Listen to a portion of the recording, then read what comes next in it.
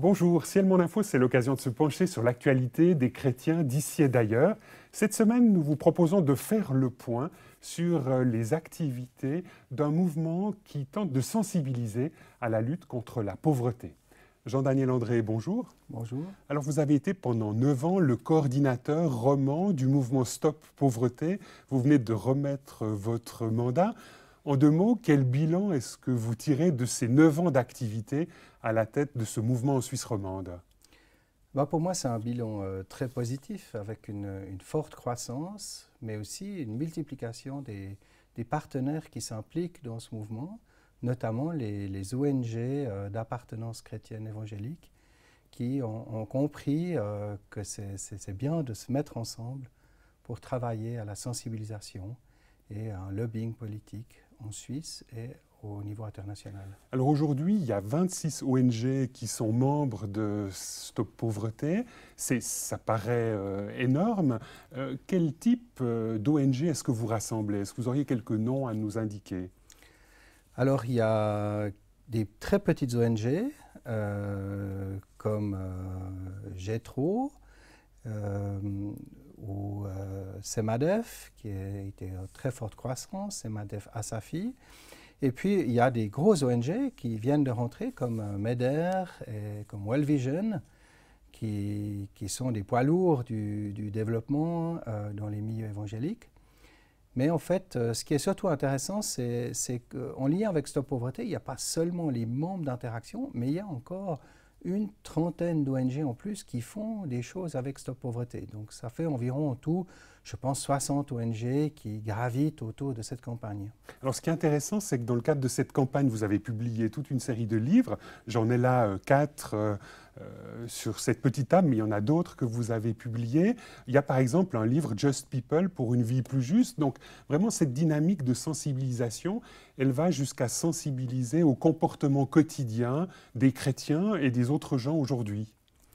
Voilà, alors le but de ce livre, c'est vraiment une sorte de manuel dont le but est de sensibiliser les chrétiens en Église, de rassembler ceux qui s'intéressent aux dynamiques de lutte contre la pauvreté, mais aussi ceux qui s'intéressent à changer les choses à leur échelle. Donc ce n'est pas toujours réunir des financements faramineux, mais ça peut être simplement avoir un comportement plus responsable dans nos achats, dans nos comportements de consommation, dans les transports qu'on utilise, dans le style de vie qu'on adopte. Et c'est de ça qu'on essaye de parler dans ce livre et susciter à la base une réflexion. Alors il y a aussi 3 livres qui s'appellent Parole aux pauvres, Parole aux jeunes et Parole aux femmes. Ça a été peut-être dans le cadre de cette campagne de sensibilisation au niveau des livres, le point fort de ces 9 ans d'engagement. Alors c'est vrai que déjà très tôt, j'avais le souhait, après être rentré de mission, qu'on puisse dire les belles histoires du développement, parce que dans les journaux et un peu partout dans la presse, on a toujours un aspect négatif du développement et on ne voit pas le travail qui sont faits par des acteurs du Nord, mais aussi des acteurs du Sud, mais aussi les gens eux-mêmes qui se mobilisent, qui à leur niveau font des choses extraordinaires. Donc c'était le but de ces livres, toucher différentes catégories de personnes, mais donner la parole à ceux qui sont souvent pas entendus. Et là, le dernier livre, qui a été rédigé par Gabriel de Sarzan, Parole aux femmes, a connu un succès assez extraordinaire dans toutes sortes de milieux. Pas seulement dans le milieu évangélique, mais aussi plus largement en milieu réformé, voire catholique. Oui, c'est vrai, c'est des livres qui sont publiés à large échelle. Alors, ils ne sont pas tous vendus, il y en a qui sont distribués, il y a différents canaux de diffusion. Mais en gros, les 2 premiers ont été édités à 20 000, 25 000 exemplaires. Et puis le dernier à 30-35 000 exemplaires, avec une forte diffusion sur l'Afrique pour ce dernier numéro, donc Parole aux femmes. Vous avez été impliqué au quotidien pendant 9 ans pour essayer de sensibiliser les chrétiens à la lutte contre la pauvreté. Finalement, quand vous regardez dans le rétroviseur, de quoi êtes-vous le plus fier? Alors ce qui pour moi sort vraiment du lot, c'est le fait d'avoir essayé de mobiliser les ONG chrétiennes évangéliques à travailler ensemble sur les problématiques de sensibilisation et de participer à des projets, notamment le projet de ces livres. Parce qu'avant, pour qu'on comprenne bien, avant, chacune de ces ONG travaillait seule dans son coin. Oui, c'est ça, c'est-à-dire qu'en fait, pour eux, la sensibilisation en Suisse, ce n'était pas vraiment quelque chose d'important. Ils essayaient surtout de réunir des fonds pour financer leurs projets, mais ils se sont rendus compte assez rapidement que c'était important de travailler finalement le tissu des églises, des membres d'églises, mais aussi de pouvoir défendre au niveau national la position de la lutte contre la pauvreté, du développement durable, et de faire tout un travail à ce niveau-là. Et comme ils sont souvent démunis à titre personnel, où ils n'ont pas vraiment les moyens de le faire eux-mêmes tout seuls, ils étaient tout enthousiastes de pouvoir contribuer à un effort commun et à une action commune qui était constituée de cette campagne Stop Pauvreté. Jean-Daniel Landry, si on a un peu regardé ce qui personnellement vous motive dans cet engagement à la sensibilisation des Suisses, à la lutte contre la pauvreté, qu'est-ce que vous diriez? Bon, moi, c'est clair que dans mes motivations personnelles, j'ai eu déjà tout jeune un peu un handicap à la hanche. Je suis né avec un problème à la hanche. Donc, la thématique de l'exclusion, de l'handicap, de la personne en difficulté qui doit ramer un peu plus que les autres pour parvenir à ses objectifs, c'est quelque chose qui m'a touché d'abord personnellement. Et je pense qu'il y a eu là quelque chose qui a été planté déjà tout jeune, quoi. Et puis après, bon, je me suis intéressé à la dynamique de la mission. J'ai été fortement encadré dans le cadre des congrès missions. Vous êtes ingénieur de puis, formation, voilà. vous avez fait, J'ai fait les PFL. Et puis après, vous avez eu de l'intérêt à devenir pilote missionnaire. C'est ça. Donc voilà, pour moi, c'était un peu une manière de pouvoir mettre à disposition des compétences techniques, mais aussi un souci de rejoindre les plus démunis ou les exclus ou les plus pauvres de la planète au travers d'un service, un service de transport qui est à leur service, qui permet aux missions d'être plus efficaces et de leur amener par exemple un médecin régulièrement dans le cadre de dispensaires. Alors, vous êtes impliqué à titre personnel, mais vous êtes aussi issu d'une famille fortunée en Suisse romande, et vous avez aussi, dans le cadre de cette campagne de sensibilisation, impliqué certains fonds personnels pour mener à bien certains projets. Voilà, alors ça fait déjà maintenant plus d'une dizaine d'années que j'ai souhaité créer une fondation. Cette fondation, elle est exonérée, elle est reconnue d'utilité publique. J'ai mis la moitié de ma fortune ou la moitié de mon héritage quelque part et j'essaye de la gérer de manière cohérente et de créer des fonds pour financer des projets de développement et aussi financer une petite partie de cette campagne, de l'ordre de 10% de cette campagne Stop Pauvreté, au départ spécialement lorsque c'était difficile de démarrer. Alors aujourd'hui, vous quittez la coordination romande de Stop Pauvreté, mais en même temps, vous n'arrêtez pas d'être impliqué dans le cadre de ce mouvement, puisque vous allez constituer un fonds spécial Stop Pauvreté. Est-ce que vous pourriez nous en dire deux mots? Oui, alors c'est vrai que ce fonds, il existe déjà depuis 4-5 ans. Il est essentiellement alimenté par ma fondation, mais il est ouvert à d'autres canaux. Notre but, c'était de pouvoir faire l'évaluation de projets de développement et encourager les ONG dans ce processus de l'instrument projet et de pouvoir vraiment avoir une bonne maîtrise de l'instrument projet et de cofinancer à 50% les projets qu'ils souhaitaient présenter, avec un maximum de contribution de 50 000 francs. Donc ça, c'est quelque chose qui tourne depuis 5 ans avec un comité, ce qu'on appelle une commission technique qui évalue les projets, qui est fait d'experts, composé d'experts. Et puis, aujourd'hui, on aimerait pouvoir lancer réellement un fonds, puisque ce mécanisme fonctionne très bien, mais essayer de l'ouvrir aux entreprises et puis essayer d'obtenir aussi une contribution de la coopération suisse.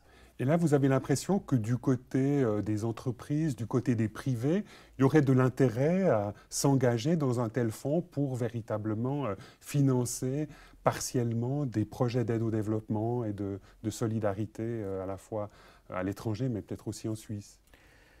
Oui, moi je pense qu'il y a un intérêt dans le sens que avoir les compétences dans le domaine du développement pour sélectionner des bons projets et les suivre, ce n'est pas quelque chose qui est donné à tout le monde. Il y a quelques personnes qui ont cette compétence-là. C'est quelque chose que vous-même, vous avez développé. Vous êtes non seulement impliqué dans le milieu évangélique, mais aussi, par exemple, comme expert à la FEDEVACO, qui est la Fédération vaudoise de coopération. C'est ça. Donc, pour moi, j'ai repris un petit peu ce modèle de la Fédération vaudoise coopération pour établir ce travail. Mais aussi, l'expérience de pilote m'a permis de visiter un nombre impressionnant de missions, d'aller sur le terrain, d'être en relation avec les experts. J'ai aussi fait une formation à Genève dans ce sens-là. Mais je pense que c'est important de pouvoir mettre toute cette expertise à disposition d'autres, peut-être de chefs d'entreprise qui ont envie de faire quelque chose, mais qui ne savent pas vraiment où distribuer leur argent, qui ont peur de le distribuer à mauvais escient et qui aimeraient pouvoir le confier peut-être à une structure comme Stop Pauvreté, ce fonds Stop Pauvreté, et à être sûr qu'il est bien utilisé de manière bien équilibrée. C'est un petit peu ça qu'on aimerait mettre à disposition. Concrètement, vous envisagez que ce fonds distribue combien d'argent chaque année? Alors pour le moment, il a progressé de 350 000 à 500 000. Ça dépend évidemment des demandes de projets. Mais je pense qu'il y a un potentiel dans un avenir, disons, de 2 à 3 ans pour 1 million, 1 à 2 millions. La contribution, si la coopération suisse rentre dans ce processus, elle pourrait entrer en matière avec 1 million de francs suisses par année, donc ce qui permettrait une assez forte croissance. Donc vous laissez la coordination de la campagne Stop Pauvreté à Emmanuel Tsili en Suisse romande. Comment est-ce que ça va continuer? Est-ce que votre successeur va continuer à travailler les églises? Est-ce que, vu qu'on arrive un peu au bout des objectifs du millénaire pour le développement, vous allez continuer dans le post-2015, comme on dit? Comment est-ce que vous voyez la suite vous-même? Alors, bon, déjà, moi, je suis très content d'avoir une nouvelle personne à la tête de cette campagne. Moi, je ne dis pas que j'ai tout donné, mais j'ai donné pas mal de mes relations, de tout ce que je connais, de ce que je suis capable de faire. Et je trouve que c'est bien de passer la main à quelqu'un qui a d'autres potentiels, qui a aussi 10 à 15 ans de moins que moi, mais aussi qui est aussi d'un autre réseau d'églises et qui permettra d'influencer d'autres personnes et de peut-être utiliser d'autres moyens tels que ceux de l'informatique et des réseaux sociaux. Donc, on a déjà utilisé, mais de manière, on les utiliser de manière plus efficace et de pouvoir communiquer et continuer de construire cette campagne à l'avenir. Donc au niveau international, les 2015, les objectifs du millénaire pour le développement, ça s'arrête. Ça va être remplacé par les objectifs de développement durable. Stop Pauvreté va continuer dans cette ligne? Oui, absolument. Donc Stop Pauvreté au niveau national a acquis quand même une bonne expérience. Même la campagne de sensibilisation est soutenue actuellement par la coopération suisse.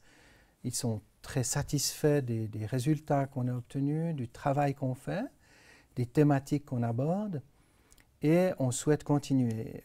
Ce qui est d'intéressant, c'est de voir que ces objectifs du millénaire pour le développement donc, changent, comme vous l'avez dit, en les objectifs du développement durable. Il y en a 17. Et ce mouvement post-2015 vise à mobiliser non seulement les gouvernements et impliquer les ONG, mais également vise à impliquer l'économie. Je crois qu'il y a vraiment une volonté... Et là, c'est un désir qui vous rejoint, disons, d'impliquer des responsables d'entreprise, d'impliquer des gens qui sont directement en prise aussi avec des moyens financiers beaucoup plus conséquents. Est-ce que quelque part, vous la jouez un peu à la Bill Gates ?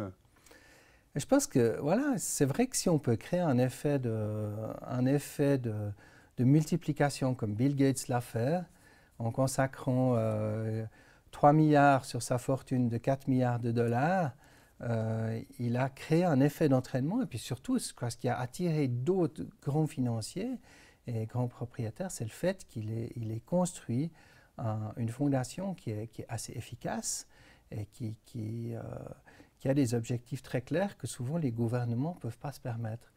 Donc là, je pense qu'il y a un effet d'entraînement qui serait intéressant d'avoir. Ça, c'est un petit peu... c'est votre rêve.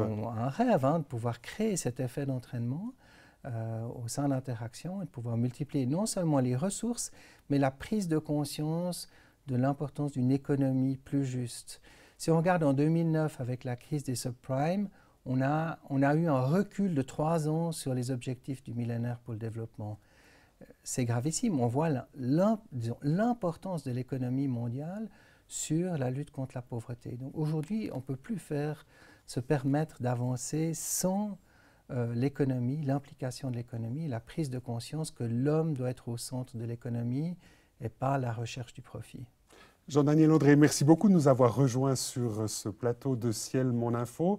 Je rappelle que vous quittez votre mandat de coordinateur roman de Stop Pauvreté, mais que vous allez quelque part continuer dans la famille et dans la sensibilisation à la lutte contre la pauvreté en Suisse romande, mais aussi en Suisse alémanique. Madame, Monsieur, nous espérons que cette émission vous aura intéressé.